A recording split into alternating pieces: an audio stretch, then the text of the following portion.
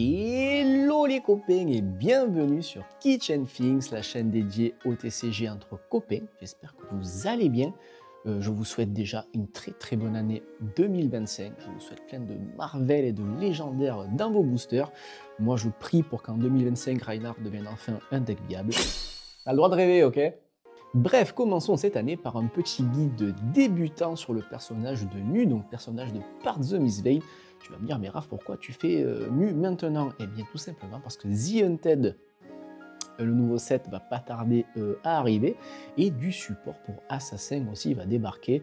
Donc Mu risque de devenir un personnage encore meilleur qu'est-ce qu'elle est déjà dans la méta actuelle. On va faire un tour d'horizon complet du héros, ses capacités, ses cartes clés, ses points forts, ses points faibles, son style de jeu, et également quelques tips concernant les match-ups les plus récurrents dans la méta actuelle de Flesh and Blood. Je me suis inspiré de l'expertise de Majin B pour ces tips. Majin B qui est un joueur professionnel de Flesh and Blood, et quel joueur d'ailleurs. Il faut rendre à César ce qui appartient à César, et c'est gratuit, ça coûte rien. Et ce qui ne coûte rien non plus d'ailleurs, c'est de t'abonner et mettre ton plus beau pouce bleu si ce n'est pas déjà fait. Je t'en remercie d'avance mon ami, et je te souhaite une très bonne vidéo. Pour les mortels, il n'y a pas de pire sort que l'exil. Mais qu'en est-il des immortels?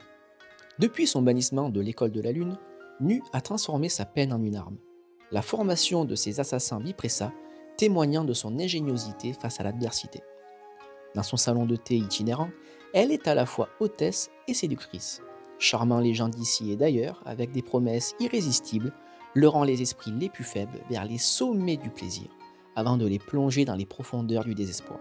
Personne vivant dans les traînes de la brume ne connaît son véritable nom ni son emplacement précis. Elle n'est qu'une apparition jusqu'à ce que vous entriez dans le labyrinthe Nazuka. Et alors, elle n'est connue que sous le nom de Madame. Mais prudence, car sous son apparence sensuelle se cache un danger mortel. Elle s'est peut-être transformée, mais elle n'a pas encore transcendé sa véritable nature de vipère glissante, avec ses crocs qui frappent avec une précision vicieuse. Il y a un temps et un lieu pour la transcendance. Et un jour, l'opportunité de Mu se présentera. En attendant, elle vous souhaite la bienvenue et accueille tous ceux qui sont tentés dans le ventre du serpent. Et oui, comment résister à la tentation mortelle de cette sublime créature qui est Mu, l'assassin venu tout droit de Part the Miss Veil avec le talent mystique, talent qui consiste à transcender donc et à exploiter une ressource particulière qu'on appelle le Chi. Pas de panique, on va voir ça ensemble ce qu'est le Chi. Mu nous dit que nos attaques avec le mot-clé furtivité gagnent quand ce maillon de chaîne se résout. Bannissez toutes les cartes actions qui défendent cette carte. Pouvoir qui va en réalité alimenter notre deuxième capacité de héros. En instant, en payant donc 3 de cette fameuse ressource qu'est le Chi, on va pouvoir regarder la carte du dessus du deck de l'adversaire. Si elle est bleue, on peut la bannir. Mais surtout, jusqu'à la fin du tour, on va pouvoir jouer les cartes bleues depuis la baniche de l'adversaire sans payer leur coût. C'est toujours jouissif de tuer un gardien avec ses propres macho grindés pour 0. Croyez-moi, testé et approuvé. Petit point pour vous expliquer ce qu'est le talent mystique et le Chi. Ce talent va vous récompenser pour jouer plusieurs cartes bleues dans le tour afin donc de transcender. Part the Miss Veil a tout un éventail d'instants mystiques bleus avec cette faculté à transcender. Prenons par exemple Chemin bien battu. En instant, elle va donner Go Again à l'attaque ciblée, et si on a joué une autre carte bleue dans le tour, on va donc transcender, c'est-à-dire retourner la carte dans notre main, côté verso, parce que oui, ces cartes sont recto verso, côté Chi du coup, et la carte va pouvoir être pitchée pour créer donc 3 de cette fameuse ressource, propre au héros mystique qui va servir à activer votre Hero Power ou vos équipements mystiques.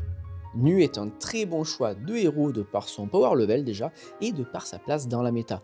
Après tout, c'est un héros du set par The Miss Veil, donc pas de surprise vu que tout était buggé dans ce truc, ce qui en fait déjà un deck extrêmement compétitif de base, et c'est pas prêt de changer avec l'arrivée de The Hunted, la prochaine extension qui va amener encore plus de support pour Assassin, sans oublier que Enigma se dirige doucement mais sûrement vers le statut de Living Legend, ce qui va favoriser encore plus Nu dans les méta à venir, Illusionniste étant un match-up un peu complexe pour notre ami Nu. Alors attention si vous êtes débutant, Déjà parce que c'est le deck dans sa version la plus optimisée, la plus compétitive, qui va coûter le plus cher à monter. Et puis surtout, Nu n'est pas forcément le héros le plus simple avec lequel débuter votre aventure dans Flesh and Blood. Même pour un joueur plus confirmé, il est difficile de vraiment bien manier le deck. Mais en retour, Nu vous le rendra plutôt bien si vous vous accrochez, surtout dans les meilleures mains. En effet, le héros est tricky, la prise en main est complexe et demande une certaine connaissance des match-ups, une bonne analyse de chaque situation pour vraiment briller. Quand push les dégâts, quand disrupter la main, quand disrupter l'arsenal, quand go tall, quand go wide, d'autant plus que Nu va avoir tendance à jouer des games plutôt longues, donc mentalement assez intenses, paramètres à prendre en compte surtout quand on débute. Nu n'est pas un héros qui va vouloir aggro et gagner vite, bien au contraire. Après attention, c'est pas un deck fatigue non plus, mais les games s'y rapprochent souvent. Le héros a un gameplay plutôt grindy et disruptif, le deck dock très bien et on va sacrifier la puissance brute de nos attaques contre des effets Onit qui vont punir notre adversaire et nous mener au grind game. Généralement, les attaques assassins jouées par Nu sont mathématiquement sous-statées. Coup de dague à 1, beaucoup d'attaques bleues qui tapent à 1. Talent mystique oblige, puisque le talent synergise avec le fait de jouer plusieurs bleus dans le tour. Mais attaques qui vont nous permettre de grinder, de presser l'adversaire juste par leurs effets et l'obliger à rentrer dans notre jeu à nous, c'est-à-dire le forcer à toujours faire les mauvais choix sur ses blocs. Je dirais même que c'est le but de Nu tout ça, c'est de rentrer dans la tête de notre adversaire, jouer en fonction de ses choix et les punir en les transformant en mauvais choix. L'adversaire sera toujours dans cette situation où il va devoir essayer de tourner autour de vos possibles réactions d'attaque, ce qui peut par exemple le pousser à surbloquer sur un effet Onit. Dans ce cas, vous l'aurez fait perdre des cartes tout en gardant vos réactions au chaud, voire même donner un go again en réaction et proposer une autre attaque qu'il ne pourra pas bloquer, ou à l'inverse, s'il ne bloque pas, le punir avec des réactions et un effet Onit qui peut s'avérer dévastateur. Nu aime donc mettre la pression avec des bleus sous-statés, mais qui peuvent se révéler dévastatrices. Bonds of Agony en est un exemple parfait, une bleue qui va proposer un seul dégât, mais si l'on a joué / activé au moins 3 réactions d'attaque dans la Chain Link, elle va gagner plus 3 et surtout, si elle touche, on va regarder la main de l'adversaire, y choisir une carte, puis chercher dans la main le deck et le cimetière de l'adversaire jusqu'à 3 cartes avec le même nom et les bannir. Cet effet est juste surpuissant. Exemple type d'attaque sous-statée mais extrêmement difficile à bloquer pour l'adversaire. La carte ayant plus furtivité, elle déclenche aussi le tout premier effet de Nu. C'est typiquement le genre de carte qu'on va vouloir combiner en réaction avec Just Nick. Cette réaction synergise avec nos petites attaques à 1 pour leur donner un bonus de plus 5 de force et un effet de banish supplémentaire. Et le tout pour 0 ressources, ça c'est magnifique. Si on active le plus 3 de base de Bonds of Agony, Just Nick transforme l'attaque en une 9 de puissance qui nous assure pratiquement le on-hit ou prendra la main entière de l'adversaire. Comme quoi, même dans Nu, parfois, on peut push beaucoup de dégâts. Nu ne se passe pas non plus des staples de la classe assassin, je pense à Leave No Witnesses et Codex of Frailty. La première est une attaque avec des mathématiques, je dirais, plus classiques. On a une rouge qui va proposer 4 dégâts. La plupart des cartes à Flesh and Blood ne bloquent qu'à 3, donc c'est un breakpoint, donc très important. Et si ça touche l'adversaire, on va bannir la carte du dessus de son deck, mais surtout, on va bannir son arsenal, donc de la disruption pure et dure comme on l'aime. La carte synergise d'ailleurs très bien avec le codex qui lui va demander à chaque héros de mettre une action d'attaque depuis son cimetière en arsenal. Chaque héros qui le fait va se défausser d'une carte. Spoiler alert, vous le faites quand vous n'avez plus de carte en main, au moins vous n'avez pas cet effet de défausse supplémentaire. L'adversaire n'a donc plus que 3 cartes en main. Vous ramenez votre Leave No Witnesses, puis le jouez directement pour menacer tout de suite la carte qu'il vient de mettre en arsenal. Donc soit il donne 2 cartes de sa main pour la sauver, soit il perd son arsenal, situation de perdant-perdant pour l'adversaire. Mais ce n'est pas tout puisque le codex crée aussi un jeton Ponder pour vous qui vous permettra de piocher une carte en fin de tour et ainsi setup un arsenal et donnera un jeton Frailty à l'adversaire qui lui va réduire l'attaque de ses armes et des attaques depuis l'arsenal. Nu, cela dit, contrairement aux autres assassins plus classiques, a droit aux cartes mystiques. On a déjà vu les cartes comme chemin bien battu, mais le héros dispose aussi de réactions d'attaque dévastatrices et ça même sur ses équipements. En effet, Housing Wave et Undertow Stiletto sont des équipements qui ont un effet en réaction d'attaque, effet qui va lui-même créer une réaction d'attaque, Les bras vont créer un Fang Strike qui va donner +1 à l'attaque ciblée.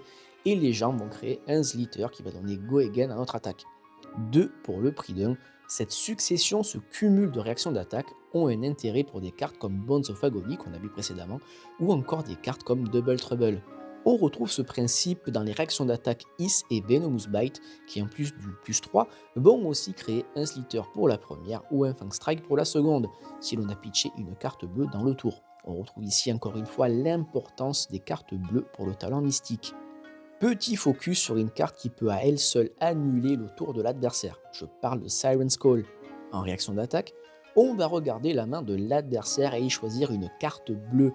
L'adversaire l'ajoute sur la Chain Link pour bloquer et on pioche une carte. De nombreux decks ont besoin des ressources de leur carte bleue pour que leur main soit efficace. Les priver de cette carte, en plus des éventuelles cartes que l'adversaire aurait utilisées pour bloquer, peut juste foutre en l'air le tour de l'oppo. De plus, le fait de jouer cette réaction sur une carte avec furtivité va permettre de bannir une bleue supplémentaire grâce au premier effet de nu et de l'exploiter avec son second effet. J'ai failli oublier tellement ça paraissait évident, mais l'équipement de tête légendaire de nu, ce n'est ni plus ni moins que de la disruption de main en réaction et sans besoin de hit, à condition bien sûr d'avoir transcendé dans le tour ou avoir un chi en main. C'est juste une pièce fondamentale de la stratégie du héros. Et puis à y être, pourquoi se priver de disruption générique avec des Command and Conquer? Explosons l'arsenal adverse, mais surtout explosons notre budget comme il se doit. Parlons des match-ups, disons, les plus fréquents dans la méta actuelle au moment où je tourne cette vidéo. On va commencer par Enigma. Donc Enigma est un match-up très difficile pour nous. Le deck ne push pas suffisamment de dégâts pour inquiéter le board de l'illusionniste de base. Donc nos effets en hit ne vont tout simplement pas passer. C'est un des rares match-ups où on sera un poil plus porté sur l'offensive et les dégâts afin de mettre la pression nécessaire afin d'empêcher Enigma de construire un board ingérable. En ce sens, des cartes comme E-Strike ou Looking for a Scrap vont se révéler essentielles en side. Dans notre deck, c'est une 5 Go Again, de quoi go wide et mettre ces dégâts en plus qui vont nous permettre de gérer les wards. Pick to Pieces aussi sera une très bonne solution. En effet, si l'on a joué une réaction d'attaque, ce qui n'est pas très compliqué avec Nu, les dégâts ne peuvent pas être prévenus, donc une horreur pour les aura wards d'Enigma. De plus, atout à ne pas sous-estimer, jouer un Siren's Call peut pousser le joueur d'Enigma à jouer son Miragai immédiatement et le rend du coup sensible à votre pression. Passons rapidement au match-up aggro. On a vu que le deck se défend plutôt bien de base, et de plus le deck peut très bien jouer et sortir des tours oppressants contre aggro avec juste des mains à une ou deux cartes. Leave the Witnesses, on pense à toi. Codex of Reality, on pense à toi. Sortir quelques cartes chi, car elles ont le défaut de ne pas bloquer, peut être aussi envisageable, et surtout privilégier le fait de bloquer et les effets on hit pertinents plutôt que le fait de juste pousser les dégâts. À ce jeu-là, aggro est bien meilleur que vous, vous allez tout simplement perdre. Siren Call devient plutôt obsolète contre aggro, donc en général ça sort vu le faible nombre de cartes bleues jouées dans aggro, comme par exemple dans Aurora. Concernant le Mirror, parce que oui, malgré tout, il y a pas mal de nus sur la scène compétitive de Flesh and Blood, vos défenses réactions seront essentielles et à utiliser judicieusement sur les on-hit les plus pénibles afin de répondre aux réactions adverses. Attention non plus à ne pas vous endormir avec une défense-réaction en arsenal, parce que malgré tout, en face, il y a des Command and Conquer et ça serait quand même con de se prendre des dégâts et de perdre en plus sa défense-réaction. De plus, c'est pas déconnant d'enlever les Levels of Enlightenment ainsi que les Surgical Extraction, parce que ça serait con de se les prendre dans la bouche avec le Hero Power de la nuit adverse. Toujours garder le fil des réactions d'attaque dans le cimetière et la banish adverse afin d'estimer ce qui vous attend. Si vous voyez que les 3 Justanic et les Is sont passés par exemple, vous allez déjà souffler un peu plus. Mettez-vous à la place de votre adversaire et ce qu'il pourrait faire, puisque vous avez sensiblement le même deck, sauf si votre adversaire est un peu exotique, on va dire. Et voilà les copains, c'est la fin de ce petit guide débutant sur Nu. J'ai essayé d'être le plus concis, le plus simple possible, de vulgariser au maximum. Dites-moi ce que vous en pensez en commentaire, n'hésitez pas à partager. Je vous mets une petite liste, une decklist pardon, en description, une decklist compétitive du héros. Je vous souhaite un bon jeu et je vous dis à la prochaine. Bisous bisous. Ciao, ciao!